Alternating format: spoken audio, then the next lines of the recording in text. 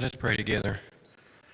Father, again this morning as we come before you, we do as we so many times, Lord, when we come before you like this, we ask you, Lord, to be with us now in this time as we discuss and make decisions about the business of the county, Lord. And we pray, as we always pray, Lord, that you would give us guidance and wisdom, and that the decisions we make, Lord, would be the best ones to suit all the people of Simpson County and in the area.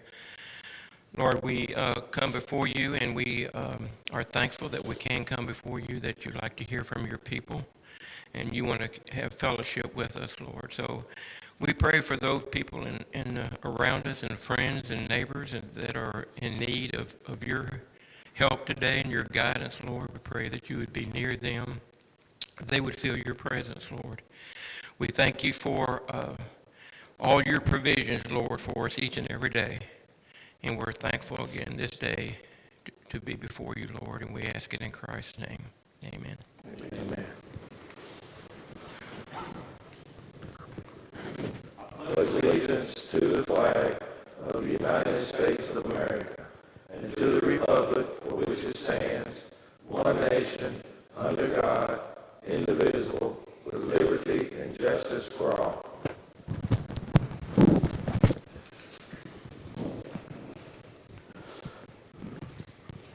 All right, gentlemen, today we've got a glad to have a visitor with us here today, Mr. James Moore with South Central Workforce Development. And I've met with James a couple of times. He took over for Chad Spencer. I was at a loss for his last name there for just a second, that had been serving our area. So I'll let James tell a little bit about what his job duty and title is, and talk to us a little bit about what workforce development does in our area. I told him if I held up my hand like this, that meant it was time to move on because we had other business to tend to. No. I can go on for a couple hours. Yeah. I'm passionate about my job. So, I'm James Moore, and I am the Director of Programs and Apprenticeship for South Central Kentucky Workforce Development Board. We serve the Teague County, the old Brad area. We serve that Teague County area. I've been doing this for a few years now. I had a counterpart in this area, Chad Spencer. Hopefully you all got to meet Chad and got to know him a little bit. Chad is no longer with us, so I'm picking up Chad's area and taking and running with that. One thing I do want to announce right now before I go into detail about some of my programs, May the 19th at the Sky Center, the Sky CTC Community College here from 9 to 2. I'm putting on a job fair for your employers in your community, hopefully employees in the future. We need several employees to go to work in this region, and we're trying to do job fairs to get those individuals to work and partner with your employers to get that done. So that will be May the 19th from 9 to 2. One of the things, another gentleman was going to be with me today. Of course, he's from Russell Springs, and as you all know, we've had a little bit of rain in the last 24 hours, and hopefully he's okay and not too far delayed. Aaron, he wanted to talk to you all about reentry. He's our reentry coordinator, so he wanted to talk a little bit about that and being able to help with putting individuals that are incarcerated back to work and to overcome some of those barriers.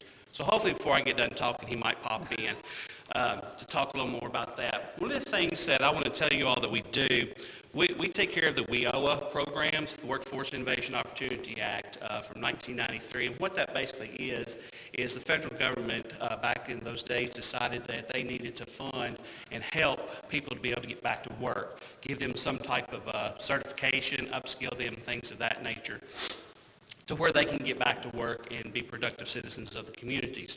We're trying to change generations is what we're trying to do. Instead of basically going home after graduation, we actually want them to go into the workforce. So that's one of the things that are big objectives. So I'm trying to cram all this in as quick as I can. So if you do have questions afterwards, I'm going to leave you my card and a pamphlet with employer services that we do.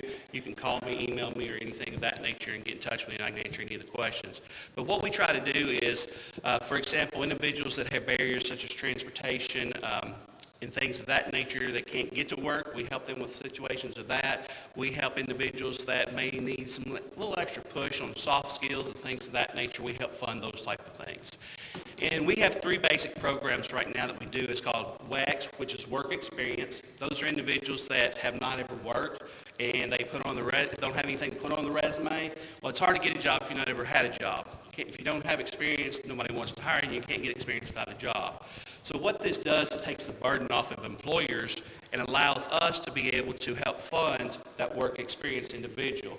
So what we basically would do would be, for example, if Judge Barnes wanted someone to help as an intern here in the fiscal court, they could do paperwork, web development, all kinds of different things, and I would be able to pay them a $10 an hour wage to be able to assist with that. And they're going to be able to put that on their resume when they go look for a job. That's why it's called work experience. And that usually runs about 250 hours is what that does. The next one is called an OJT, an on-the-job training program. And what we do there with employers is if you're willing to hire an individual, we're going to split that cost with you. For example, if they're paying them $15 an hour as an entry-level employee, we're going to pay $7.50 of it. And the reason why we do that is because a lot of these individuals need some extra upskilling, as I mentioned, and need some extra training. So we want to help offset some of that cost for employers with a particular participant that we're putting into their employee. And to do that, we split the cost of that. Now, we don't do anything with benefits. We only split the cost on the hourly wage. So if it's $20, we'd split $10 on it. If it's $10, we do the $5. So the ultimate goal is to get someone into the WEX program and then, of course, in the OJT program, because then they're full-time employees somewhere.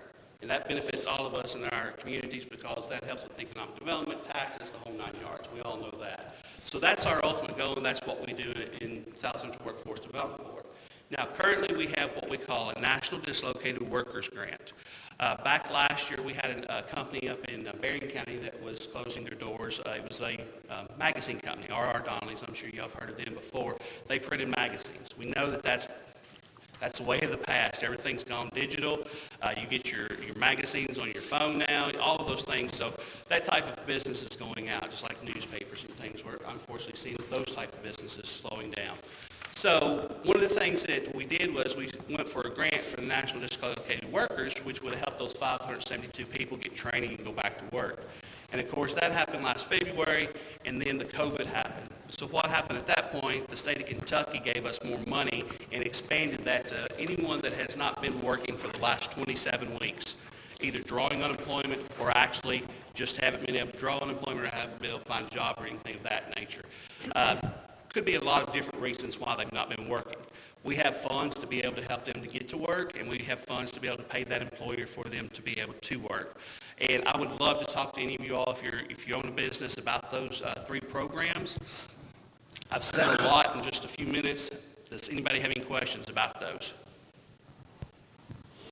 Please ask anything.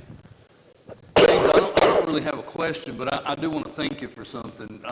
James has been by to see me a couple of times, and then I contacted him by email because I had a particular business here that was having trouble, and James said he would reach out to him and said he would put together a job fair. So now in 2 weeks' time, he's going to have a job fair here in Simpson County, and I hope the employers will take advantage of that. And if James, if y'all have like some type of flyer, yes, or our any, marketing lady, she is. if She'll you- be out this afternoon. Today's Tuesday. Yeah, she should have that done today. if you can get that to us, we'll try to get it on our website and to some social media to kind of put it out there and get it obviously to Denny and to Steve Thurman so that they can get it out to our chamber and industrial board members. Yeah, Denny and Steve have both been very great to work with the last couple of weeks. We've already got some employers.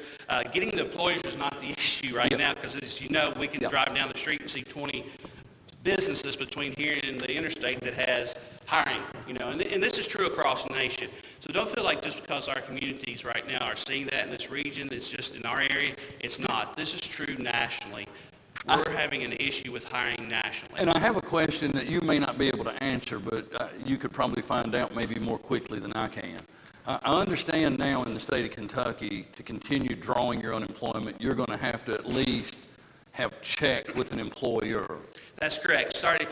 So the last year, I haven't been able to get out and do this type of work, so I've had to work on employment for the last year for the South Central region.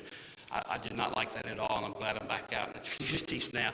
So, yes, we have met week before last, I believe it was, May the 9th. If anyone is on unemployment, they're going to have to do at least one job search a week. So what we're hoping that will do will help to get people to go actually out of their homes and out of their comfort zone that they've been in for the last year and go seek employment. Because we need those individuals, because if we don't get some people to work, what's going to end up happening is your company's going to start losing contracts, and they're going to start looking other places to try to find these individuals. And what I mean by that is, unfortunately, they're going to look at other parts of the country, other parts of the world to try to find that. So we've got to get under control these employees or people not wanting to become employees. Well, when they go on this job search like that and they turn that information back in, if they have actually been offered a job, will they continue to be paid unemployment benefits? The way it's supposed to work is they are not. So if they go in there, for example, if I came to you and I'm drawing unemployment and you offer me a job, I have to accept that job and I have to turn that in to them that I did turn it down or did accept it either way. But if I turn it down, then they will remove me from unemployment payment. That's the way the procedure's supposed to work. That should help the situation a little bit. Absolutely. That is what we're hoping, absolutely. And that was one of the reasons why they went ahead and did that. Used to it was 2 per Right. week. And now Just one. And of course they've eased that the last year, and then starting May the 9th, it's going to be that you have to do 1 a week. And it's easy for you to do. So if you have somebody that you know is on unemployment, hopefully you're talking to them about getting back to work, but all they have to do is go into Focus, which is part of the unemployment website, and start that search. Now, do we know what might happen? Let's say we've got someone on unemployment and they're supposed to be turning in this checklist weekly, and say 3-4 weeks go by and they've not turned it in. What happens in that situation? Honestly, I can't really answer that because we are so short-staffed right now, I can't really answer what they will do. The way that it should work is they should be taken off of unemployment whenever they're offered that, because what happens is if your employers are working in the Focus program that is part of the state program for unemployment, if they are on there and you see that that particular person has been on your website, because it's hard to describe just without actually being able to show you how it works. If they go on there and let's just McDonald's, and then McDonald's has posted they need 3 or 4 people on there, and you go and seek for that position, they're more than likely going to offer you that job. Well, the state is going to know that because that's part of that unemployment program. It's all built together. Mm-hmm. So that's how they'll do it. Now, it may be a 3 or 4 backlash on it to where you don't have anything happen for those 3 or 4 weeks, but it should happen pretty quickly. Gentlemen, are y'all aware of how many current jobs are available in the 10-county Brad? It's a bunch. As of January, we did our jobs report in December, and we should have one coming out pretty soon. As of January, in our 10-county area, we had 6,182 jobs available. And that's not just talking about your fast food restaurants. I'm talking about the whole gamut of every type of opening that there is in these 10-county region. So if someone wants a job, they can get a job. Oh, absolutely. Yeah. If you have, I had a lady call me yesterday afternoon about 1 o'clock, and we was talking about Chad. Chad works for a staffing agency. He's running a staffing agency now. He has 2 branches he's over.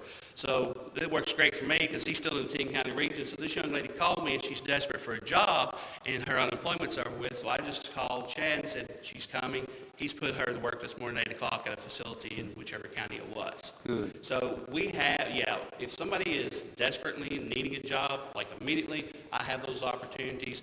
If they're willing to work with us for a few days, I can get them to where they're going to be able to get a career, not just a job, started with some of these facilities that are opening right now. I'm sorry, could you repeat the date of that job fair? May the 19th, that's on a Wednesday, it'll be 9 to 2. Out at the Sky facility? Yes, sir. I'm going to take this to court this afternoon and have Judge Harrison read this off to some folks who show up and claim they're unemployed. Absolutely. No, we get Right. that. You have a job? Well, no, why not? And so, guess what? We got something for you.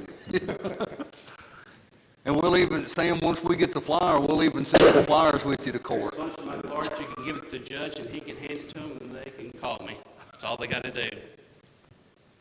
Yeah, and I wish Aaron was here because he could talk more about those situations, Mr. Phelps, of those reentry type of situations and opportunities that he has through programs. I unfortunately don't work with that side of the business, so I'm not sure exactly what programs, monetary gains that you all could get from that.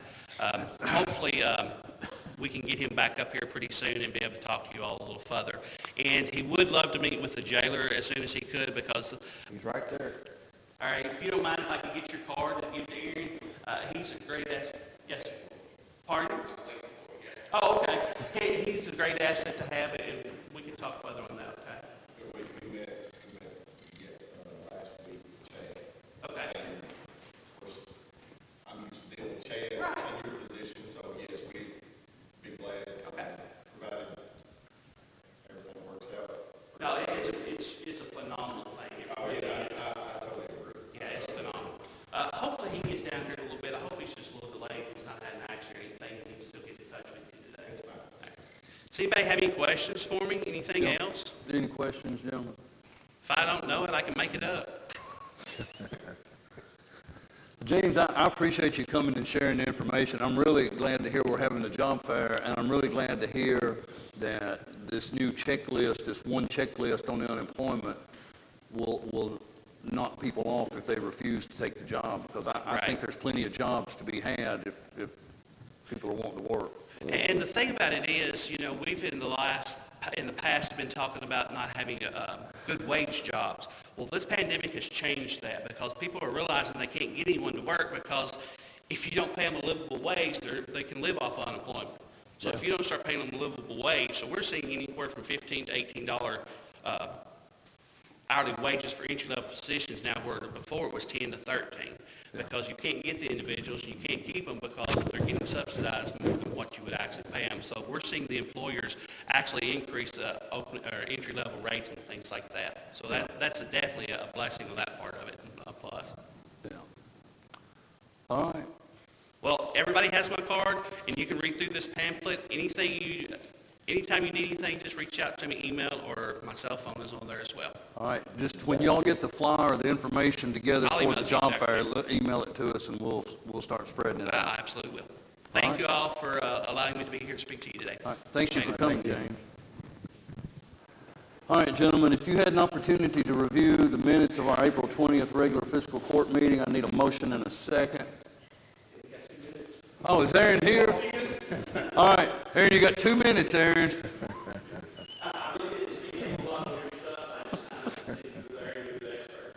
James asked for 2 minutes for you, so that's what we're going to give you. But if you wouldn't mind, step to the microphone. I'd like to apologize for a bit tardy. It was a little bit weather for a 2-hour drive. So, yes, I work for the Workforce Board, and I'm the Regional Reentry Coordinator. I partner with county attorneys throughout the region. And what I do with that is help facilitate an individual's reentry into the workforce before it becomes a persistent problem. With the Department of Corrections and Probation and Parole, they're a valuable asset. However, they are for state-level inmates.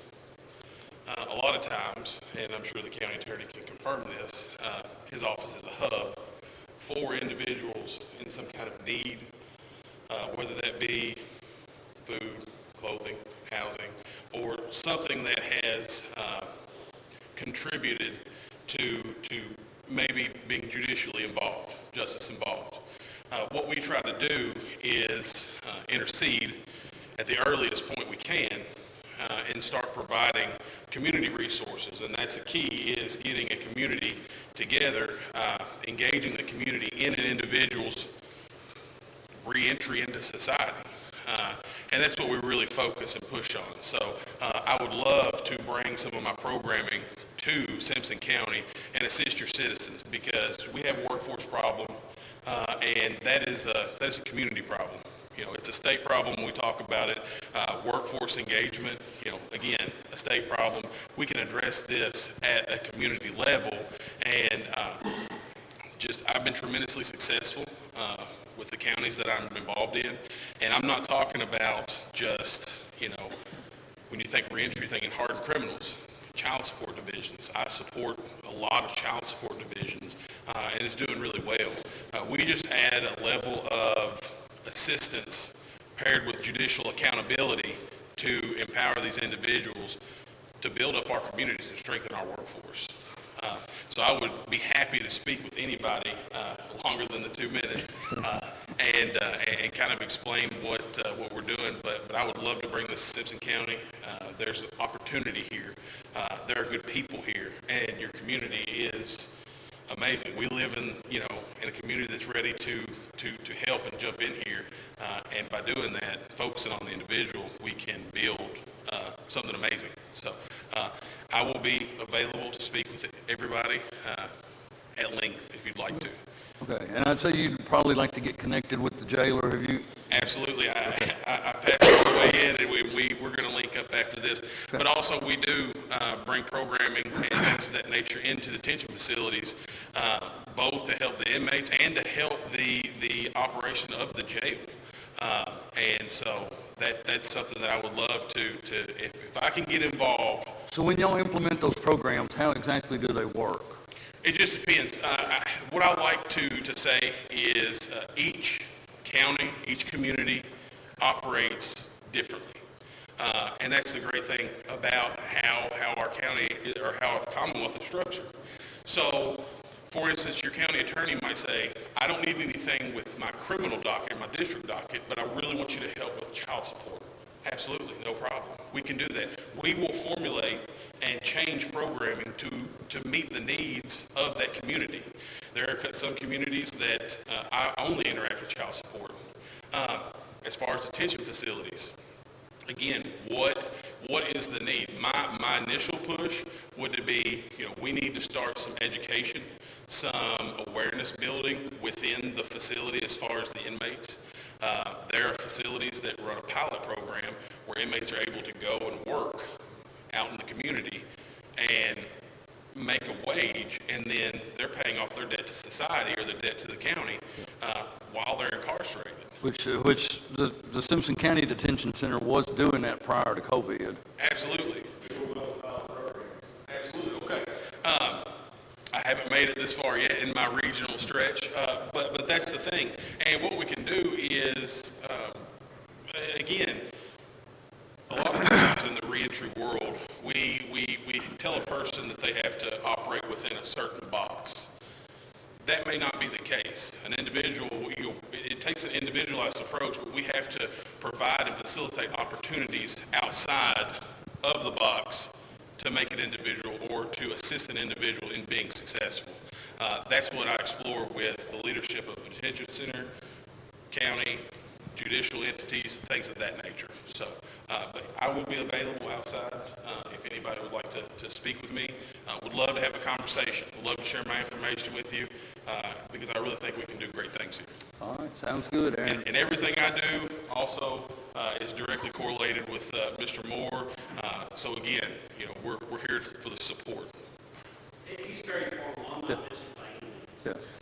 Well, we appreciate you coming today. I'm glad you made it safely. We was worried that you might have hydroplaned off the road or something. I tell you what, it was a rainy ride, so thank you. All right, thank you. All right, gentlemen, if you've had an opportunity to review the minutes of our April 20th regular fiscal court meeting, I need a motion and a second to approve those minutes. Motion move. Motion by Nate. Second by Scott. Any question or discussion? All in favor, aye? Aye. Aye. Any opposed? Motion carries.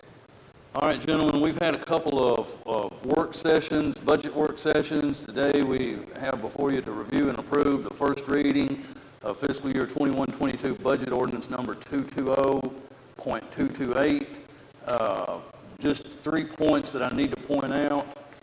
We did determine that the litter abatement money that comes to the road department could be transferred over to the jail, and that a detention center deputy, we could hire part-time to orchestrate that program and use that litter abatement money to cover it. That's been plugged in. The city has also made a request to fund a new position for a detention center deputy. That's been plugged in.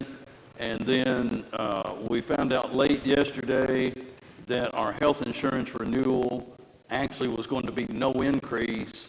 So we were able to dial back the county contribution to the same level that it currently is. All the nothing about the insurance will change. The premium will be the same, the coverage will be the same, everything should remain the same. And other than that, everything in the budget is just like we've looked at. So moved. Got a motion from Marty on the budget amendment, ordinance number 220.228 for fiscal year 21-22.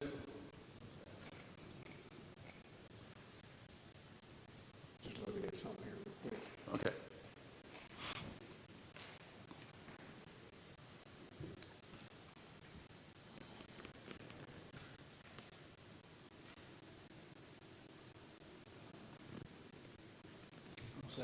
Got a second from Scott. Any question or discussion? You need a second, Myron? No, I'll pay on what I was looking Okay, for. all right. So Pam, on the ordinance, we'll have a roll call. Marty Chandler, Yes. Scott Poston. Yes. Nathaniel Downey,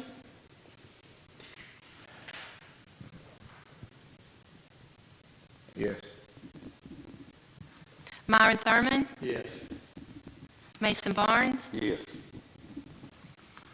All right, gentlemen, next on the agenda, if you had an opportunity on the portal to review this information about establishing the bank account for the American Recovery Act funds, we're slated to get this money possibly sometime next week, I think is the date on that, and the county treasurer has everything in order as far as Dunn's number, Sam's number, and all those different numbers, but we do have to have an actual account established for that money to go into, and unlike some others, we are able to put this in an interest-bearing account.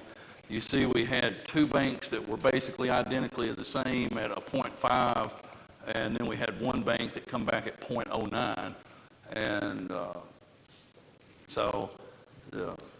we just need a motion and a second as to which bank to set this Recovery Act money into once it actually arrives, because we'll have to establish the account and have all of those routing numbers and all of that in place once that money comes. And it doesn't matter which one we use. It doesn't matter which bank we use.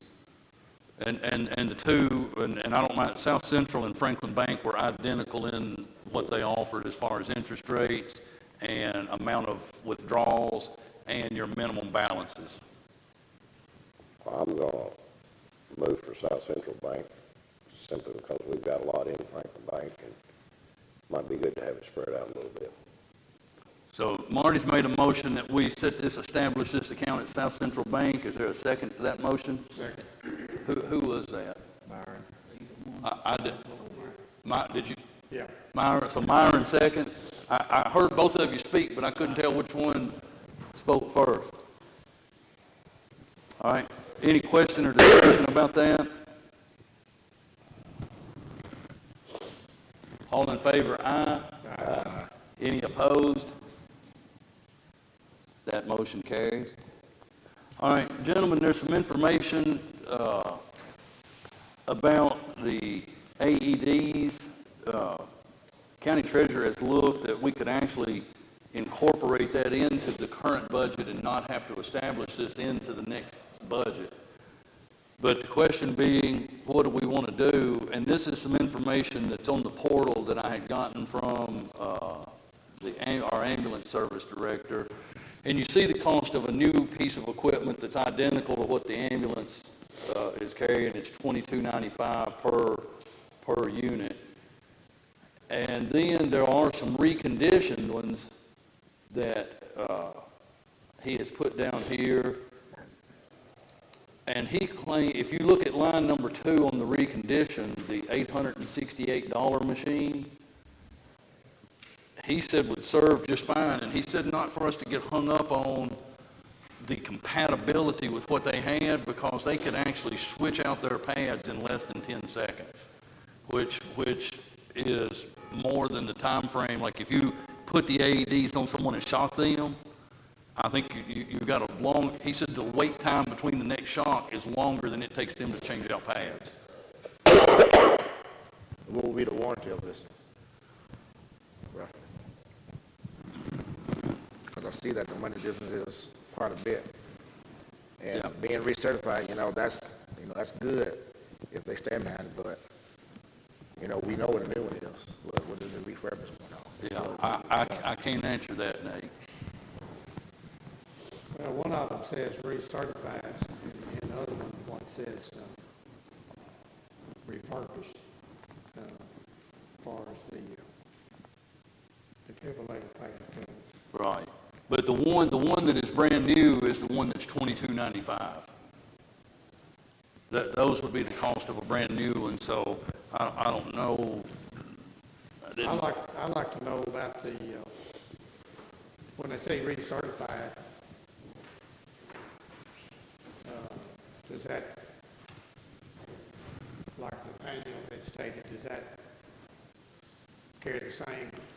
Well, this may be partly on me. I had asked Dale if he could be with us this morning, and he said he would, but I did not call and remind him yesterday. And so that could be partly on me, or something could have happened. There was some accidents this I morning. talked to him this morning and told him we had a court meeting, but I just heard they had a wreck on 100. Yeah, they've had He a may couple of be out there accidents on this it. morning, so I'm sure they've been busy. And so, I mean, we've still got time to get this order in before the end of this fiscal year if we want to hold this, and maybe Dale could be at our next meeting too. This is exactly what happened last time we talked about buying these. There were some that, we couldn't decide on new or recertified or refurbished. And that's why I told That's exactly what happened. Basically, it's hard to figure out what the difference between Of course, he did make a note that the recertified was a good option. Yeah, he's got in his notes that it was the recertifieds are a good option. But I understand, and I trust the emergency management director, I trust the fire chief and their knowledge, but, our ambulance director, I'm going to trust his knowledge also. If you got, and I agree that it's good to have these in place, but we do want to make the best decision. I'm going to trust their knowledge on this a lot more than I would trust either four. Yeah, I have no knowledge. We don't know. Yeah, I have no knowledge. So if y'all prefer that we wait and we see if we can lasso the ambulance director to our next meeting, we can try to do that.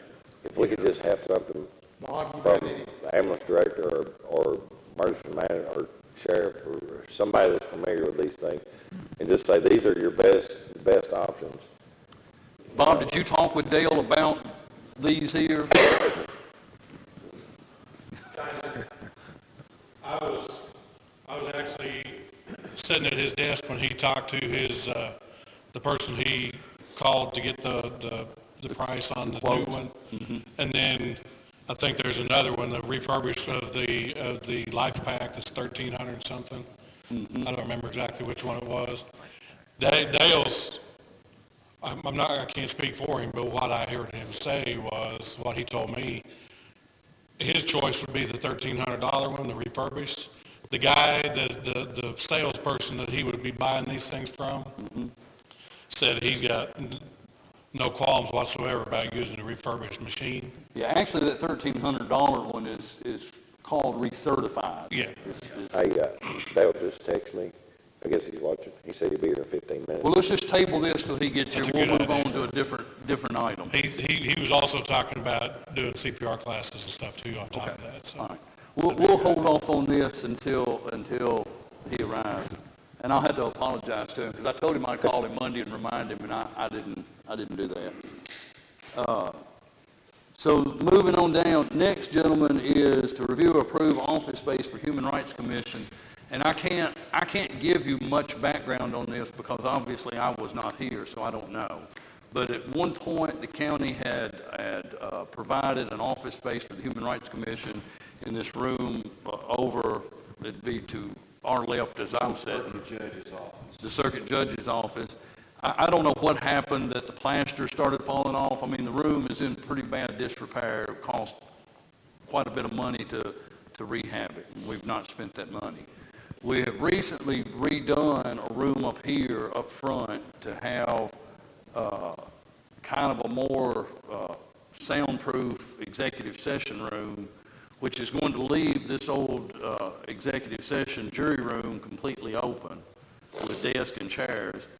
And of course, I've had quite a few contacts with some folks from the Human Rights Commission recently, and I think some of that stems, I can't say for sure because no one said this directly to me, but I think some of it stems from the newspaper done a story that the county provided office space for the South Central Kentucky Drug Task Force, which is basically true, but it's not the whole story. What we had was a hole in a building that needed everything. I mean, it needed paint, heat and air, had no desks, no chairs, no anything, and the Drug Task Force is actually spending close to $30,000 of their own money to get that building where they could use it, and it was money that we weren't going to spend in that building.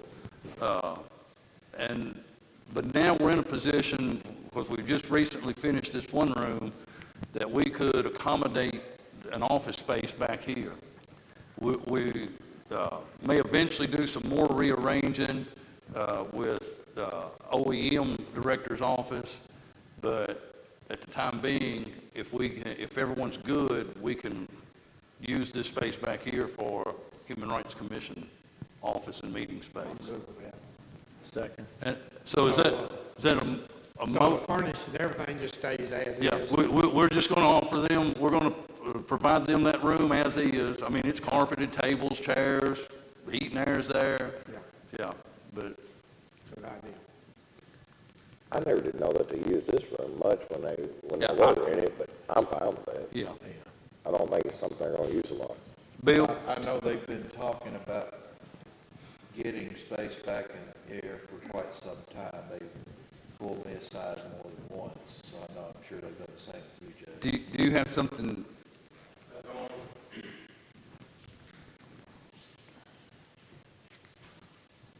They were moved out of this space because actually we had some leaks and the whole ceiling fell.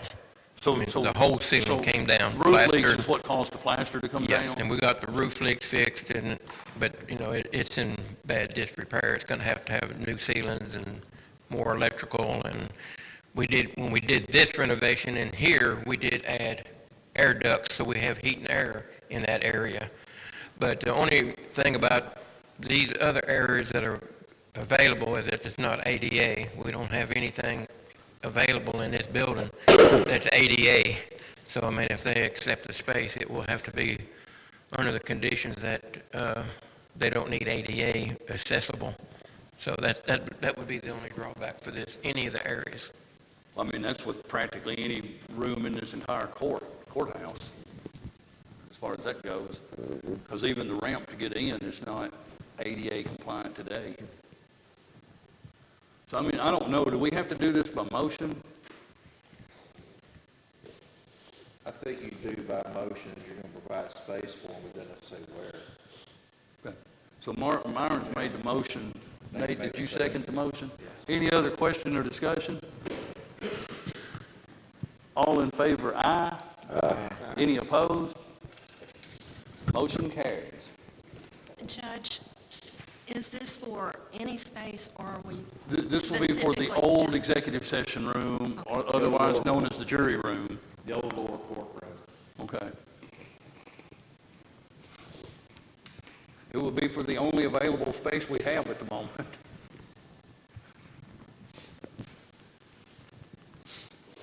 All right, next, gentlemen, if you had an opportunity to review Resolution 2021-05-04 EMP-PW, I would need a motion and a second to approve this resolution, and this is to hire a part-time or a seasonal, I guess is a better way to put it, Public Works employee that would start effective May 10th of 2021 and run through October 31 of 2021. So moved. Motion by Marty. Second by Scott. Question or discussion? That motion carries. Pam, I may need some help on this next one because I don't see dates with it, but we have some recommendations to approve for extension board appointment members. Constance Blaine to be appointed to the district board vacancy. And I guess it would run concurrent with Ms. McCutcheon's existing term, which was through, and I don't have that date. So, but I think we can simply say that we would Fill her unexpired. fill her unexpired term, whatever the length of that is. I just don't have that date in front of me. But as all y'all are aware, Ms. Catherine McCutcheon passed away some months ago, a couple of months ago. And so the Extension Board is trying to fill that vacancy, and their recommendation was Constance Blaine. So, man, So we got a motion by Marty, second, did you second it, Nate? Second, yeah. Any question or discussion? All in favor, aye. Aye. Any opposed? That motion carries. And then next, gentlemen, is to review and approve the sheriff's postage meter lease. I see. Yeah. Yeah, and is that the same, the current amount? There you go. So there we go, nearly $50. Motion by Myron to approve that postage meter lease. Second by Scott. Any question or discussion? All in favor, aye. Dale, did I see you walk up out there? First thing I want to do is apologize to you, because I think I told you I'd call and remind you about our meeting, and I failed to do that. That's okay. But I do appreciate you willing to come. We got your information on the AEDs and the recertified and the new ones and the cost. So we're just trying to figure out what do we really need? The, can I here, see you that, want to look please? at it?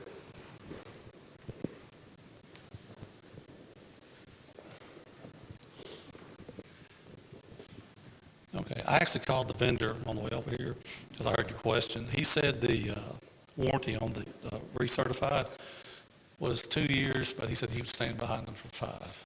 So, And what's the warranty on the brand new one? 5. So basically it would be the same warranty. True, but, and I think I told Bob, don't get caught up in the new. The recertifieds, they replace all the boards in them. Scott Meyer can relate to that. The case is just the case, but the internal parts are all new. So all of the operational parts of it is all still new? Yes. It's just in an older case? So the $1,345 one is really just as good as the $2,200. True, because they can't release those. They would be in lawsuits if they didn't function properly. So as far as working, you're going to get the same thing. And they sell these recertifieds to hundreds of fire departments and EMSs across the United States. So Now, do these they have to be checked every so often because they have batteries in them to make them work? they do. The only thing you got to replace is the batteries and the pads. Okay. Now, how often do you replace, I think the pads are a year, and the batteries are the same? Okay. Not necessarily, but it'll have an indicator on the batteries. You know when to charge. Okay. All right. So Dale, other than purchasing the actual machine, are there other associated costs? I mean, like, do we need to have like some type of case sitting on the wall that this is behind a case? You should, just as long as you have it in a central location where everybody's aware of where it's at. And obviously, I mean, we don't have a price on those cases, but $50. okay, so you're talking 50 times 8 cases is $400. But we're also, when we're talking about this, talking about spending what, we were talking about spending $2,400? over $2,000 a piece on 8 of them, so we was at like $18,000 or $20,000. And you're going to be talking, these would be $10,760 plus the cases, so you're $11,200 for the case to put them But in. we're talking about buying 8. I tell you, if they could be used, if we have a place for them, I would go with 10 instead of 8 if we can get them at this price. If we have a place for 2 more. The bottom line is they all do the job. Yeah. It's just been a few more bells and whistles and a prettier display. But as far as them working, it doesn't matter if you use the cheapest one or the most expensive. They're just not going to release those and not. I mean, they'd be sued tomorrow. So Well, if you're okay with a $1,300 one, That's one we'll go with. that was my suggestion. That's kind of in the middle of the road. and then that would be, I know that's ultimately up to you all, but from the legal lawyer standpoint, if backs it up and he says the $1,300 one's the way to go, then that's probably what y'all need to do. And I, They're compatible, Dale, with what you guys got. They are, and just Chad, like, are they compatible with what y'all have at the jail? I mean,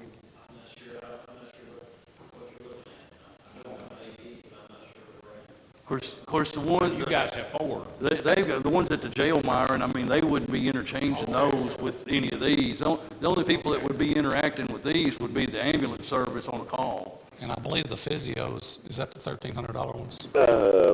Life Pack, It's AED It's with graphic display. Is it Life Pack 10? the Life Pack 1000 Yeah, Life AED. Pack 1000. Okay, those, like you was talking about earlier, those leads will actually interchange with ours, so it's actually just a plug-in. Yeah. But again, I just don't let that bother you. Yeah, I was telling them, you said that like, once you shock someone, there's a wait time. 2 and- minutes. And y'all can change the pads just like that. You said, roughly 10 seconds, y'all can change pads. True, but the middle of the road one that I suggested are interchangeable with ours, so Yeah. that was just my suggestion. So, Okay. So I move we buy, how many were we gonna buy? 8? We had 8, it's what we had slated, and we had locations for those 8. Okay. Do we need 2 more? That's a question for Bob and the sheriff, and and Then I'll move we buy 10 of the Life Pack 1,000 AEDs for the quoted price here of $1,345 a piece. would you also include in that motion to purchase the acrylic boxes to Yeah. to put them in? And the anything associated with putting them in, the boxes or whatever.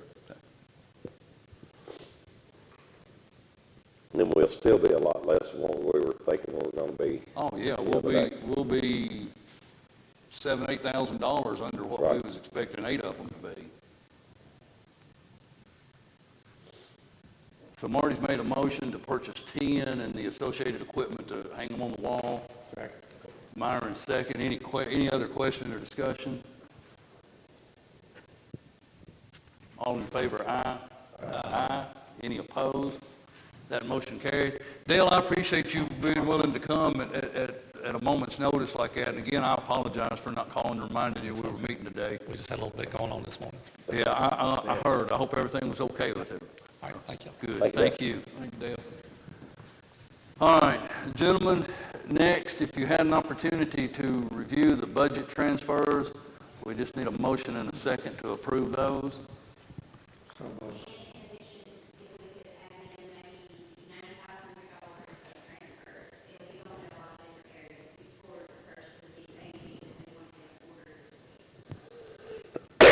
So, did y'all So hear it's that? budget transfers plus 9,500, but we don't.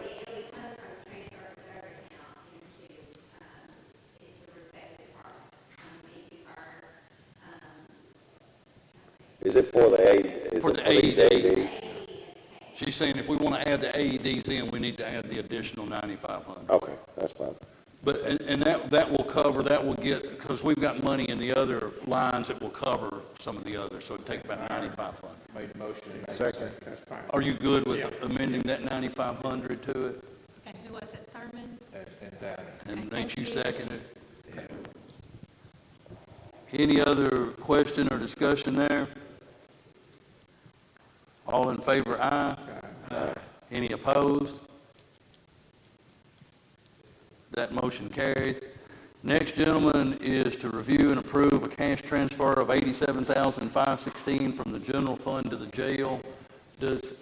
Nicole, does this one cover the small bond payment that's going to have to be made? Is it? It's already been done. So this is just to cover other expenses and claims that.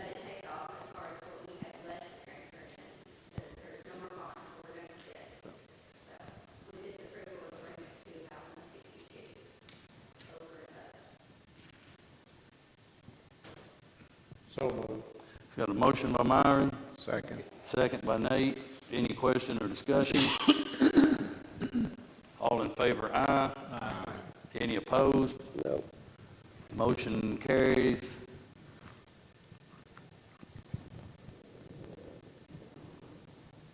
Next, gentlemen, if you had an opportunity to review the bills and claims, we'd need a motion and a second to approve those. So moved. Motion by Marty. Second by Scott. Any question or discussion? All in favor, aye? Aye. Any opposed? I'm going to abstain. I have one abstention, so motion carries. All right, gentlemen, on to reports. Last week, I was on a call with the Kentucky Transportation Cabinet about the SHIFT program. There are 4 programs that are in the mix to go into the state road plan here in Simpson County. Those 4 plans total, let's see here, 2, 28, 34, a little over $40 million if we're able to get any, or if we're able to get all of them in. So the number one is still to improve the safety and mobility at the intersection of Kentucky 1008 and US 31W. That was the number 1 and the last one, and it got nowhere. It's our number 1 in this one. We'll see where it gets, but if we only get 1, that is our number 1 priority. And as it goes down through, it may be October before we even know what all plans are approved or not. So I'll try to keep you posted on where these get as we go through the check process through the state. I don't think you'd be interested in this. We met last week about some health insurance options. This was prior to the news we got yesterday afternoon that we would actually see no increase in premium. But we did get a quote back from Humana, and it was a little over $80,000 a year more than we're currently paying. So they talked about a kind of a hybrid self-insured plan, but your maximum exposure at what we could see versus what a renewal is at no increase, it's only $14,000 in savings. But the problem is, if you go the self-insured rate, and I'm telling you all that to tell you this, we could still do that and save maybe no more than $14,000. The problem is, if we go that route and we do hit that maximum, that rate will go way up next year, and once you get out of the plan we're in, we're not able to get back in it. So I feel like we're all pretty comfortable where we're at, but I did want to share that information with you. It's not worth the camera. I would totally agree. The next is we are needing to have a joint meeting with the city. There's about 3 items that we really need to discuss, and they have proposed a meeting time of a week from today, May the 11th at noon, here at the courthouse. Okay. All right. I just wanted to let you know about that. One other thing, gentlemen, we do need to take a look at, and we can handle this however you guys would like to, because if we proceed with this, the cost is going to be under the threshold that requires bids, although we've gotten, quotes from 3 different places here. But with the situation from DOC and not being able to have inmates out unless they're with a detention center deputy, evidently then we can't use the equipment that is purchased out of the commissary fund. So there's 2 mowers with our public works, and then a mower with the park that the city has tentatively agreed to cover half of that cost if we agreed to purchase it and cover our half. So the question being, basically where we're at is, if we're either going to have to decide to fund another detention center deputy position to do nothing but go out with mowing crews. And I don't know, Bobby can speak to this more than I can, I don't know that is a full-time, 12-month-a-year situation. Or we're going to have to work on replacing those mowers probably as quickly as possible. And you see some of the quotes, and obviously I would like Bobby involved in this. It's kind of like the AEDs. He'll know more about what we're needing and what we're doing, but the one quote from the one local, the mowers the size that the Public Works said they need, you're talking about under $8,000, and the one the size that the park would need would be just about 8137. Now, let's say if we went with this route, what would happen with the old mowers? They would go back to the jail. I guess they would sell through surplus auction and go back into the commissary account.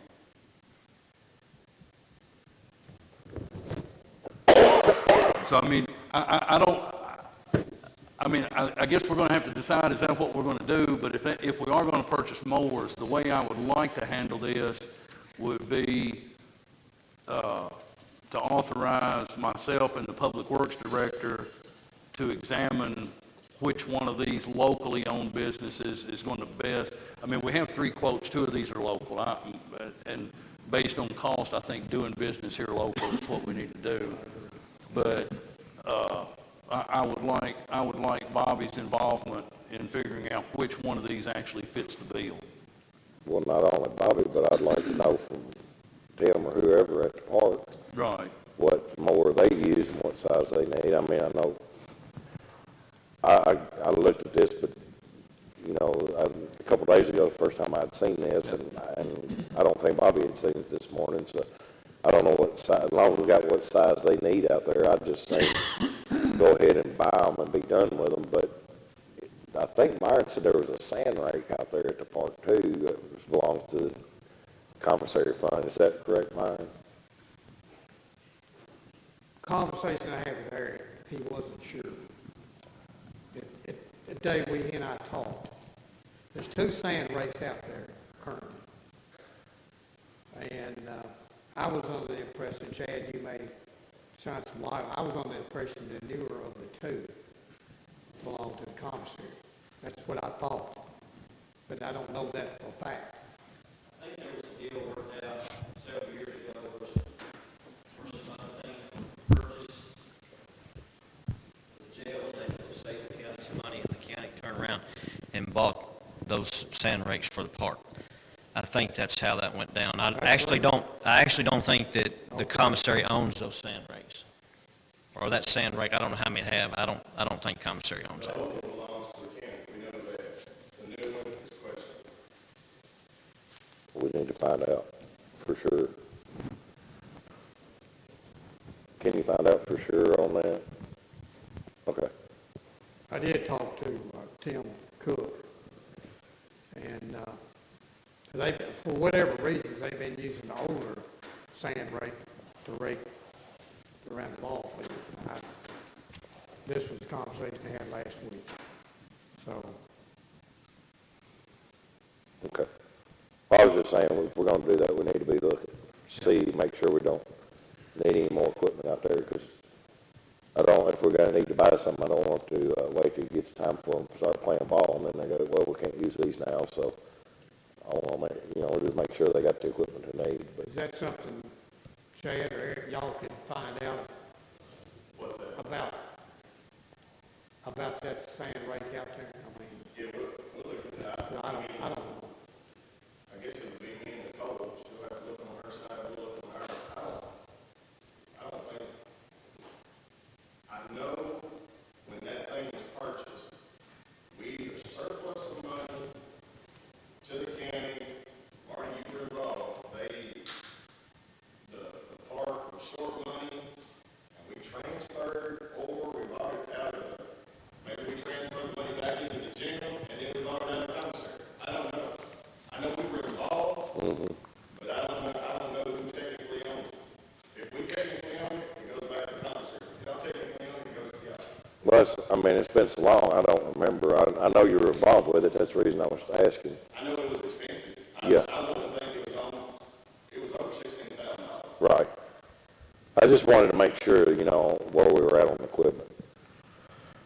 Well, you need a motion for you and Bobby to check into. And to make a purchase based on what best suits their needs. And I mean, I know this may be a little uncommon, but we're talking about a cost, depending on which route we go, for all three mowers of somewhere between $24,000 and $27,000 for all three.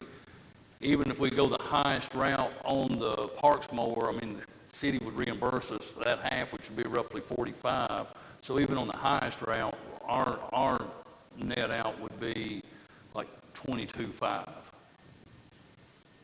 Yeah, I'll make a motion for you guys to purchase whatever you want to do. that you can negotiate way out and hopefully buy from our local vendors. Yeah, you see, we've got quotes from two local dealers. We would definitely purchase from one of those. Look like you could maybe buy one from one from another, still save money here. So Scott, you made a motion? Yes, sir. Myron, you stated, is there any question or discussion of that? Bobby, do you have anything you want to share about it? Okay, I have a question. okay. Are we specifying a certain amount of money to be spent, or just at your discretion? You want to say up to $27,000? Because I don't think we'll spend more than that at all. I don't think it's possible, based on these quotes, I don't think it's possible to spend more than that.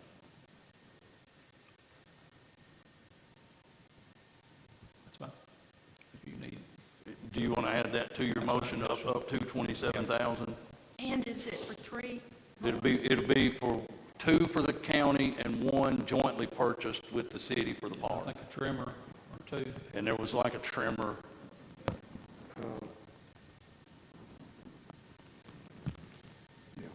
Okay, the trimmer, is this? Weed eater. Oh, okay. And you gotta have, one push mower.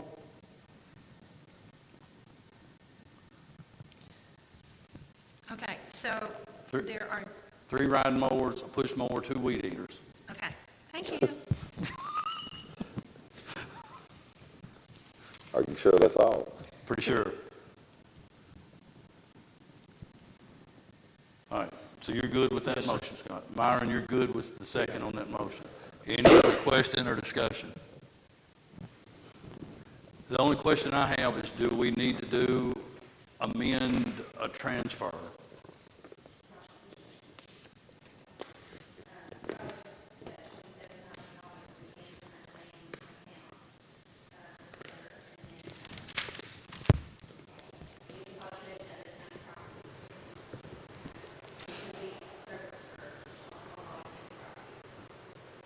Does that need to be a separate motion, Sam, back to, okay, so we met the motion in the second to make the purchase up to 27. All in favor, aye? Aye. Now we need a motion in a second to make the second amendment to the budget transfers for the $27,000. Myron, Scott, second. Any question or discussion there? All in favor? Aye. Aye. All right. I'm done with my reports. Myron? I don't have any. Scott? Nate? Yeah, with the Boy and Girl Club, we had a meeting last week, and they're gonna start the summer down there, starting on June the 7th. They're already taking registration for kids. They're already almost filled up for the maximum number that they want to have, which is 100 kids down there this summer. It's filling up pretty fast, so we got like a little bit of time left before it starts on June the 7th. And 80% of the staff down there has been vaccinated. And then they're continuing on pushing it to where they can get all of them vaccinated. The national conference for the BGCA is going on now. The 4th, 5th, and 6th of this month has been taking place. And that's all I have on the Boys and Girl Club. And the Parks and Rec Board, we also met last week also. And all the baseball games and softball games is being played as of now. They've already started out there. We're going to be having a financial audit starting this year annually. That's something that we haven't really had in the past out there. the financial audit. So that's one thing that we voted on that's going to start happening. And all restrictions has been lifted for out there. Because beforehand, starting out the season, the kids and parents and all was going to be going by certain guidelines. Well, all that's been lifted now. So pretty much out at the park, everything is pretty much back to normal now. The kids be able to go in the dugouts, all the family and friends be able to come and watch their little ones play. We also had a group out there that came to our meeting. It's called a REACH group. That's Racial Equality Through Action and Community Health Organization. They had came out there because, last year they brought up to us about trying to do some over at Lincoln Park, to upgrade that some. So they had came with a diagram for us to look at, and it's going to be no money out of our pocket. They're fundraising all of this themselves. And it's going to be in 3 phases that they're going to do it over there. They're going to start with the 3rd phase first. And then as time go on over the next couple of years, they're going to keep moving to one of the other 2 phases until it's all completed. A lot of the stuff should be out there on social media right now, as far as the diagram. And eventually they're going to have a board up over there by the park showing what it's going to look like when it's all completed. And it's like right across the street from Lincoln Elementary. Right there, right around the corner of John J. Johnson, and I think that's West Street. It's going to start right there, and it's going to go down to the ball fields. Also, there was a young man there that was part of the organization here in Franklin, and he's going to try to orchestrate a musical festival out there, out at the park this summer. It's going to be made up of different groups out there, and right now it's projected time frame they're looking at maybe July 24th, going from 12 to 8. At the park? Out at the park on the lower end. And which group did you say is going to put it together? I forgot the name of the organization that he's part of. Okay. But he's going to go back and, because he was wanting us to, when he came to bring it to us to see if we would allow something that could happen. He's going to finish working out all the details, and then he's going to bring it back to us, and then most likely, then we'll know more.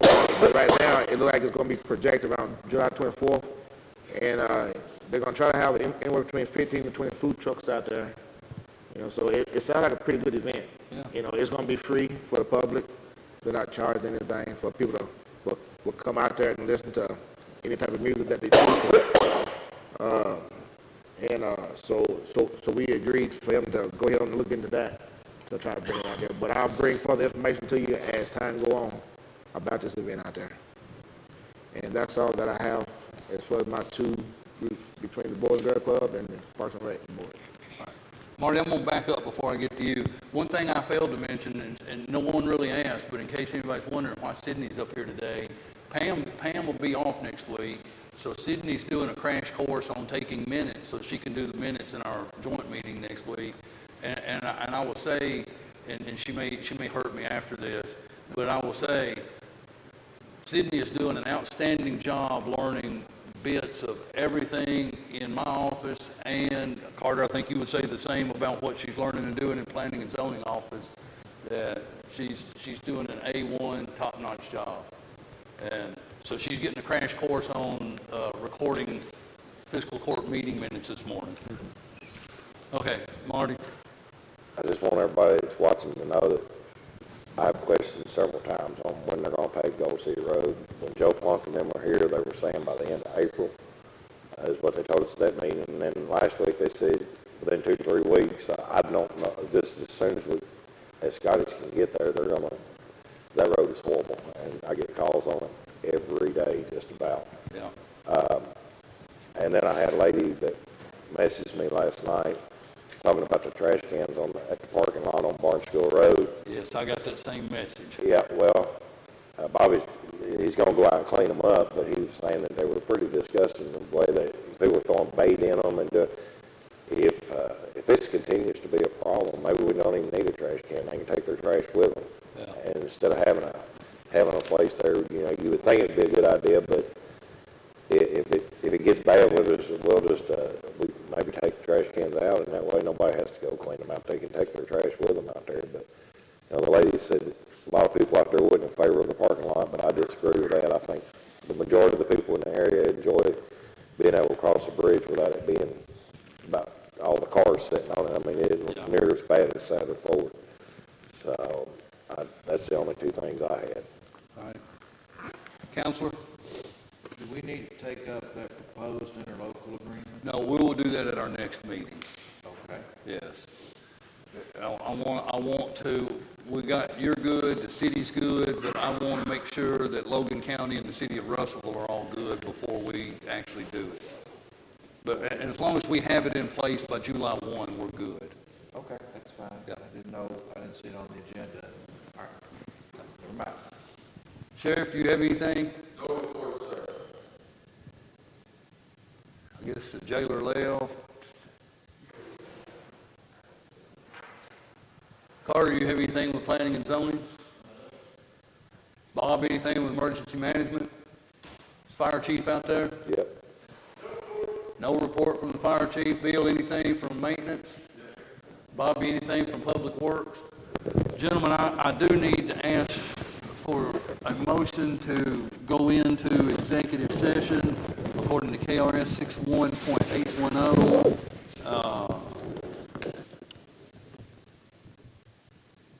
This would be paragraph L, discussions or hearings which might lead to the appointment, discipline, or dismissal of an individual.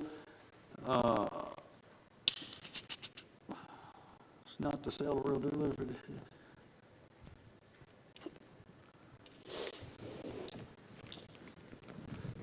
In paragraph G, discussions between a public agency and representative of a business entity and discussions concerning a specific proposal that if open discussions would jeopardize the siting, retention, expansion, or upgrading of the business. So got a motion by Nate, second by Scott. All in favor?